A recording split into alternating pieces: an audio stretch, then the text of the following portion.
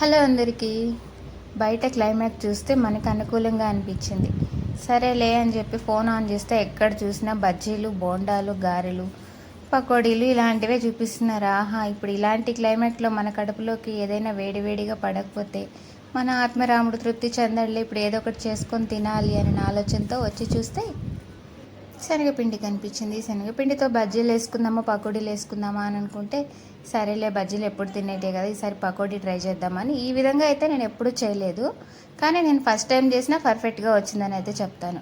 ఇంకా అప్పటికప్పుడు ఏమైనా చేసుకోవాలి అంటే ఇంకా మనకి ఎవరికైనా ఇంట్లో దొరికే ఐటెం ఏదైనా ఉందంటే ఈ శనగపిండి మాత్రమే. శనగపిండి కన్నా కూడా మినపపిండితో ఏది చేసుకున్నా కూడా మన హెల్త్కి చాలా మంచిది. ఈ శనగపిండి ఐటెం తిన్నప్పుడు పొట్టంతా విప్పిపోతుంది, నెక్స్ట్ డే ఆ బాధ అంతా అనుభవించాలి.